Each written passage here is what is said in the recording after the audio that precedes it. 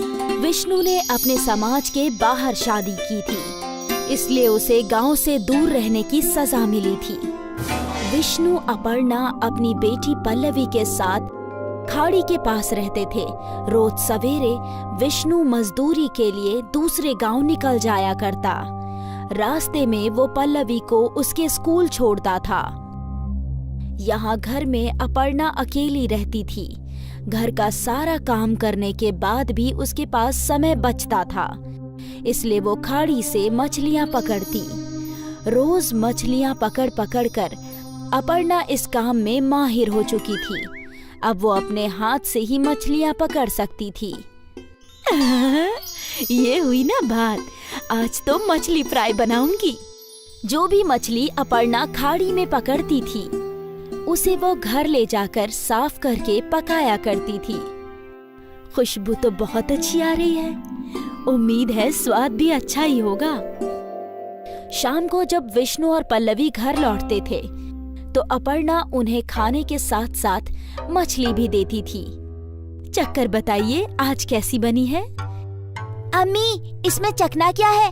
आपने बनाई है तो जायकेदार ही होगी। अच्छा, ऐसी बात है?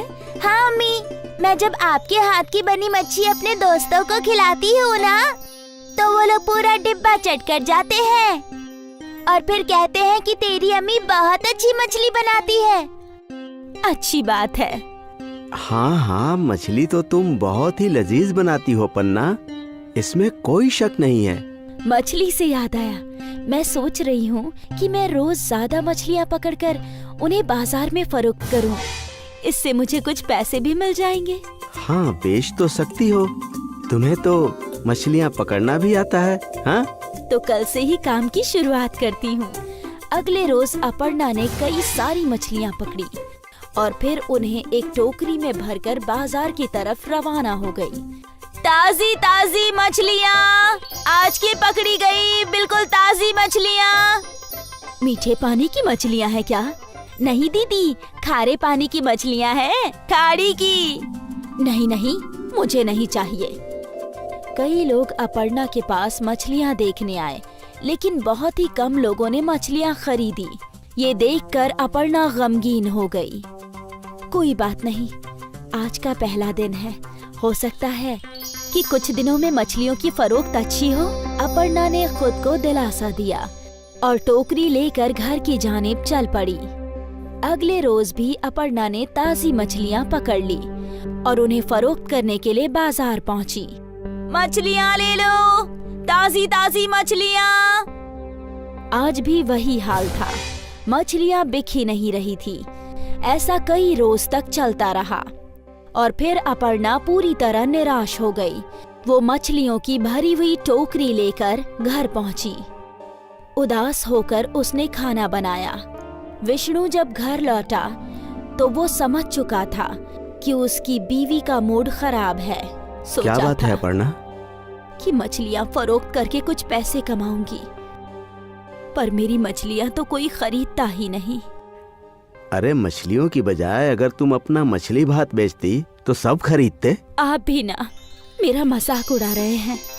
अरे नहीं नहीं, मैं तुम्हारा मजाक क्यों उड़ाऊंगा, मैं तो हकीकत बता रहा हूँ। तुम जायकेदार मछली भात बनाती हो और मछलियाँ खुद ही पकड़ती हो, तो तुम कीमत भी कम रख सकती हो। एक बार सोच कर देखो। विष्णु ये बात बोलकर घर के बाहर चला गया और अपर्णा इस बात के बारे में सोचने लगी। सभी लोग मेरी मछली भात की तारीफ करते हैं, तो मैं एक बार कोशिश करके देख ही सकती हूँ। मुझे तो वैसे भी पैसे ही कमाने हैं, मछली से कमाऊं या फिर मछली भात से, क्या फर्क पड़ता है। अब अपर्णा के चेहरे पर मुस्कान आ गई और वो एक और कोशिश करने के लिए तैयार थी। अगले दिन अपर्णा ने ताजी मछलियाँ पकड़ ली और फिर उन मछलियों को पकाया। जब सब कुछ तैयार हो गया तो अपर्णा ने एक डिब्बे में मछली और दूसरे डिब्बे में भात भर लिया और वो झोला लेकर घर से बाहर निकल गई। अपर्णा बाजार पहुंची।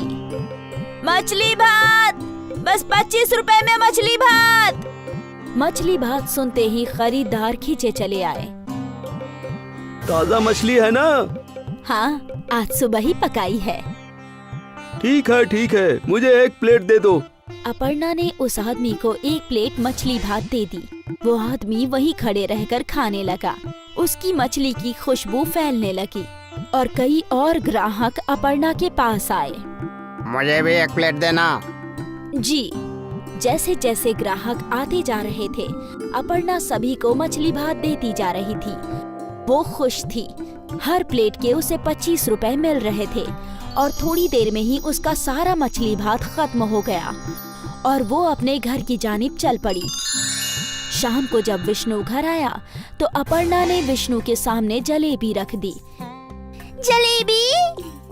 अरे ये किस खुशी में? आप खाइए तो बताती हूँ।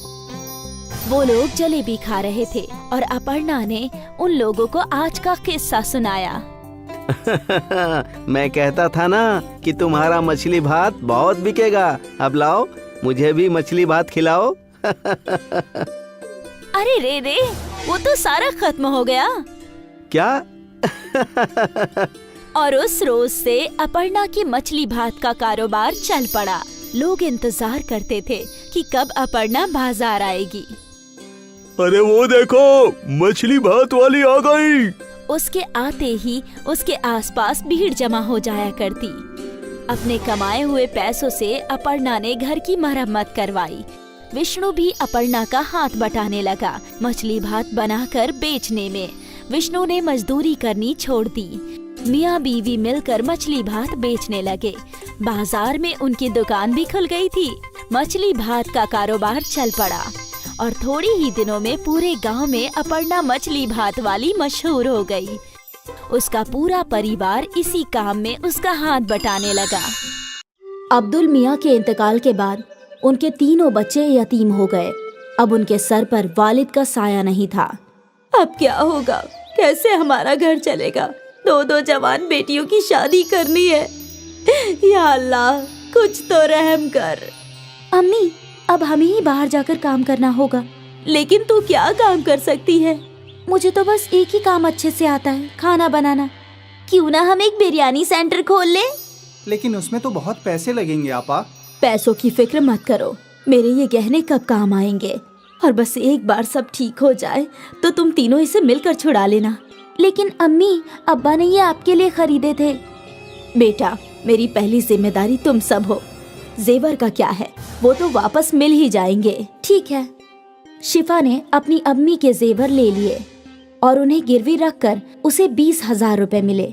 उन पैसों से उन लोगों ने एक छोटा सा ठेला खरीद लिया और तीनों भाई बहन मिलकर उस ठेले पर काम करने लगे। ले लो गर्मा गर्म बिरयानी, जायका ऐसा कि उंगलियां चाटते रह जाओगे। ले लो गर्मा गर्म बिरयानी। कई लोगों ने उनके ठेले की बिरयानी चखी और सभी को वो बिरयानी अच्छी लगी। वाह, क्या बिरयानी है! हमने कभी इतनी लजीज बिरयानी नहीं खाई। हाँ, बहुत अच्छी बिरयानी है। शुक्रिया भाईजान, ये हमारी अम्मी का नुस्खा है। हमारी अम्मी की स्पेशल बिरयानी बहुत अच्छी है।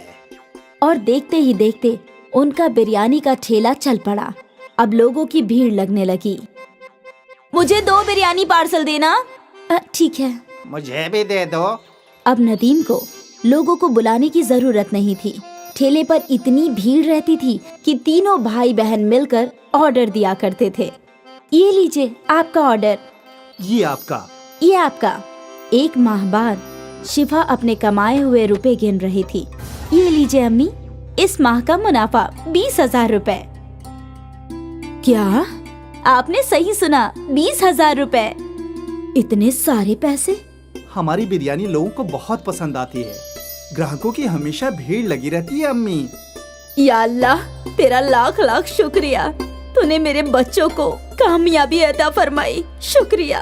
अम्मी, अगले माह ही आपके जेवर छुड़वा लेंगे हम, इंशाल्लाह। आज शिफा का खानदान बहुत खुश था। उनके अब्बा के इंतकाल के बाद पहली मर्तबा उनके घर में कुछ अच्छा हो रहा था। तीनों भाई बहनों ने अपनी मेहनत जारी रखी और दिन दुगनी और रात चौगनी तरक्की करने लगे। ये सब हम तीनों की इत्तिहाद की वजह से हो रहा है। बिल्कुल आपा। और हम हमेशा एक ही रहेंगे। हाँ, हमेशा। कुछ माह में तीनों ने ठेले से होटल बना लिया। नदीम काउंटर पर बैठा करता और शिफा और सना बिरयानी पकाया करती। नदीम भाई, वही जायका है, ठेले वाला। बिल्कुल, यही तो हमारी अम्मी का नुस्खा है भाईजान, जायका कभी नहीं बदलेगा। लोग अक्सर इनकी बिरयानी के जायके की तारीफ किया करते थे।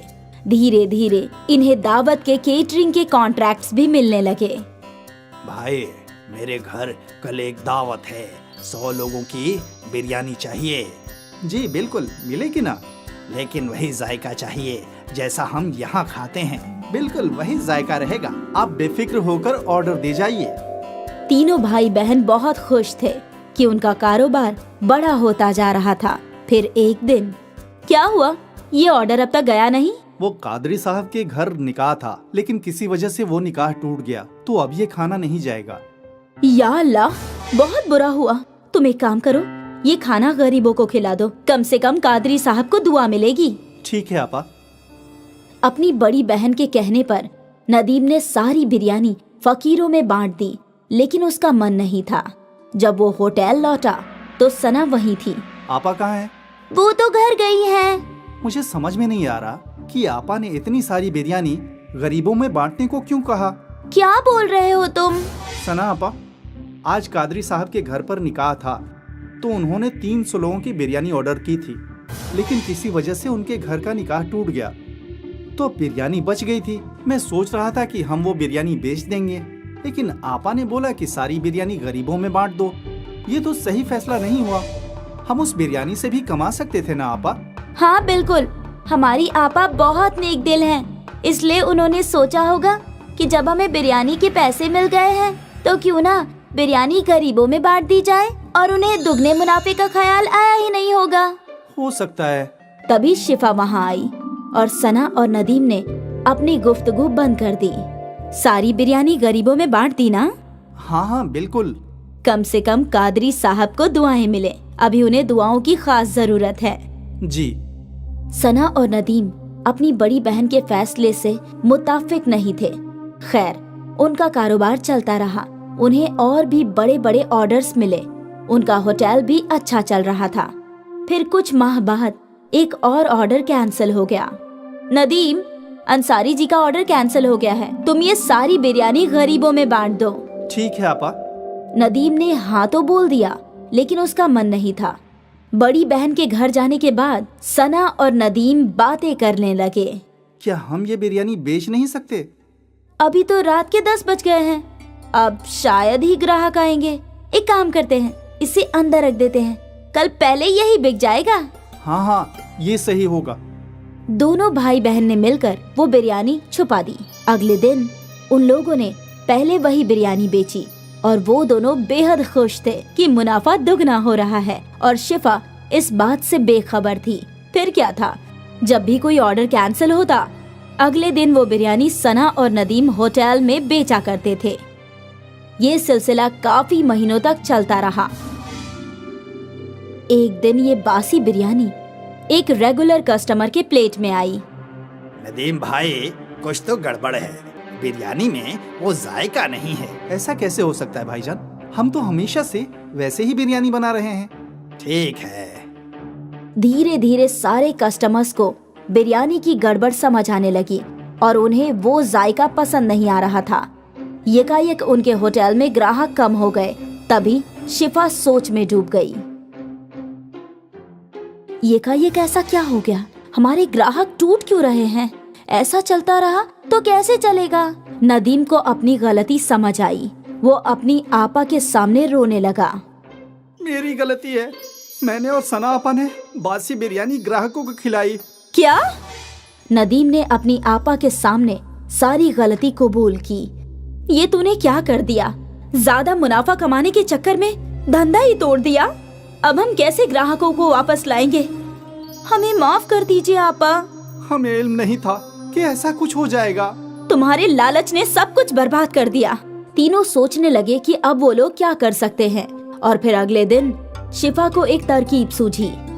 शिफा ने एक तख्ती लिखवाई, हमें माफ कर दीजिए, हमारी गलती की वजह से आपको बासी बिरयानी खानी पड़ी, हम शर्मिंदा हैं। इसलिए अगले 1 हफ्ते तक हम सबको मुफ्त में बिरयानी खिलाएंगे। ये तख्ती शिफा ने होटल के बाहर लगा दिया। कस्टमर्स ने तख्ती पढ़ी और वो मुफ्त की बिरयानी खाने होटल आ गए और एक बार फिर उन्हें ताज़ी बिरयानी का जायका पसंद आने लगा। ये तो बिल्कुल पहले जैसी है। हाँ हाँ, मजा आ गया। भले ही उनको 1 हफ्ते मुफ्त की बिरयानी खिलानी पड़ी, लेकिन उनकी मुश्किल का हल निकल गया। उनके ग्राहक लौट आए और सना और नदीम को समझ में आ गया कि लालच बुरी बला है। एक बार फिर अम्मी की बिरयानी चल पड़ी। सुनील और आसिफ 2 दोस्त थे। वो दोनों एक ही गांव में रहते थे और एक साथ बांस काटने जाया करते थे। हमें जंगल के नीचे की जानिब जाना चाहिए। वहाँ बहुत सारे बड़े बड़े बांस के दरख्त हैं, लेकिन वहाँ जाने के लिए हमें दरिया पार करना होगा। लेकिन अगर आते वक्त नदी में बहाव ज्यादा रहा तो हम लौटेंगे कैसे? हम तभी उस जानिब जाएंगे जब दरिया का बहाव कम हो और जल्दी जल्दी बांस काट कर लौट आएंगे। ज्यादा लंबे बांस से ज्यादा पैसे हासिल होंगे, वो सोचो। ये भी ठीक है, तो कल ही चलते हैं। अगले रोज से सुनील और आसिफ निचले जंगलों में पहुंचे। यहाँ कितने मोटे मोटे बांस हैं और लंबे भी। सौदागर इनके बहुत अच्छे दाम देंगे। हाँ, उम्दा बांस पाकर दोनों बेहद खुश थे। वे लोग उन बांसों को अपने गांव ले आए। बहुत खूब, बहुत अरसे बाद ऐसे बांस देखे हैं। अब इनके दाम भी अच्छे लगाना। हाँ हाँ, एक बांस के 200 रुपये। तुम दोनों 5 बांस लाए हो, इनके हुए 1000। 1000 पाकर दोनों बेहद खुश थे। वो पैसे दोनों ने आपस में बांट लिए। रोज छोटे छोटे बांस से सिर्फ 300 रुपये की कमाई होती थी, आज 500 रुपये की। अब तो हम जंगल के निचले हिस्से में ही जाया करेंगे। हाँ हाँ। उस रोज से वो दोनों दरिया पार करके ही बांस लाया करते थे और सौदागर भी उन्हें अच्छे पैसे दिया करता था। एक सुबह दोनों दोस्त जाने के लिए निकले। भाई, अम्मी ने फरमाया है कि बाजार से कुछ चावल और मसाले लाने हैं और मुझे पनीर भी लेना है। तो चल कब्ल बाजार चलते हैं, फिर वहां से दरिया पार जाएंगे। हाँ, दोनों काम एक साथ हो जाएगा। दोनों बाजार पहुँचे और उन्हें जो जो सामान लेना था उन्होंने खरीद लिया। देख दोस्त, कितना ताजा पनीर मिला है। आज रात तो मेरी दावत है। मैं भी आऊंगा नोश फरमाने। हाँ ना, तुझे कभी मना किया है क्या? चल अब दरिया पार चलते हैं। बांस काटकर फरोख्त भी तो करना है। हाँ हाँ। और वो दोनों निचले जंगल की जानिब बढ़ गए। हमेशा की तरह उन दोनों ने दरिया पार किया और फिर जंगल में पहुंच गए और बांस काटने लगे। लेकिन यकायक बारिश शुरू हो गई। हमें घर लौटना चाहिए, दरिया में पानी बढ़ने लगेगा। हाँ, बस ये आखिरी बांस काट लेते हैं। हाँ। बारिश और तेज हो गई। कुछ ही देर में उनका बांस कट गया और वो लोग बांसों को इकट्ठा करके दरिया की जानिब बढ़ने लगे। लेकिन दरिया में तूफान था। दरिया में पानी बहुत ज्यादा है दोस्त। इतने उफान में दरिया पार करना वाजिब नहीं होगा। हाँ, हम कुछ देर जंगल में इंतजार करते हैं। हाँ, उस जानिब जो गुफा है वहीं इंतजार कर लेते हैं। दोनों गुफा की जानिब गए। गुफा में कब्ल ही कुछ सूखी लकड़ियां थी। इनको जला देता हूँ, थोड़ी गर्मी रहेगी। आसिफ ने जो सामान खरीदा था उसमें माचिस भी था। आसिफ ने उन सूखी लकड़ियों को आग लगा दी और दोनों दोस्त आग सेकने लगे। बहुत भूख लगी है यार, मुझे भी। सुन, हम कुछ बना लेते हैं। वैसे भी थोड़ा बहुत राशन तो है ही हमारे पास, लेकिन हम बनाएंगे कैसे? हमारे पास बर्तन तो है नहीं। तभी आसिफ का तवज्जो बांस की जानिब गया। हमारे पास बांस तो है, बांस के अंदर खाना पका सकते हैं। कैसे? तुमने बांस बिरयानी नहीं सुनी? नहीं, बांस में बिरयानी भी बनती है। लेकिन हमारे पास गोश्त कहाँ है? गोश्त नहीं है तो क्या हुआ, हमारे पास पनीर तो है, पनीर बिरयानी बना लेते हैं। लेकिन कैसे? तू देखता जा। आसिफ ने 2 बांस के टुकड़े काटे और उसके पास जो चावल थे वो धो दिए। बांस में चावल, मसाले, पानी, नमक और पनीर डाल दिया। फिर बांस के एक जानिब दरख्त के पत्तों को भरकर बांस को बंद कर दिया और फिर उन सबको अच्छे से हिलाकर जलती हुई आग में रख दिया। अब बस 20 मिनट में हमारी बांस बिरयानी तैयार हो जाएगी। देखते हैं। बांस आग में अच्छे से सिकने लगा और जब बांस पूरी तरह से जल गया तो बहुत ही मीठी मीठी खुशबू गुफा में फैल गई। मालूम होता है बिरयानी तैयार हो गई है दोस्त। आसिफ ने वो बांस बाहर निकाला और 2 केले के पत्ते लगा दिए और जैसे ही बांस थोड़े ठंडे हुए तो बिरयानी केले के पत्तों पर निकाल ली। दिखने में तो बहुत खूब लग रहा है। अब जैसी भी हो, भूख लगी है, खाते हैं। चल। दोनों ने बिरयानी चखी और दोनों मुतमईन हो गए और फिर दोनों बड़े मजे से बांस बिरयानी खाने लगे। भाई, तू तो ऐसी लाजवाब बांस बिरयानी बनाता है ना कि क्या बताऊं। शुक्रिया। तुझे तो ये बिरयानी फरोख्त करनी चाहिए दोस्त। कहाँ मेहनत मजदूरी कर रहा है। इस बिरयानी को मशहूर होने में वक्त नहीं लगेगा। वाकई। हाँ, तू कहे तो साथ में ढाबा खोलते हैं। हाँ हाँ, क्यों नहीं।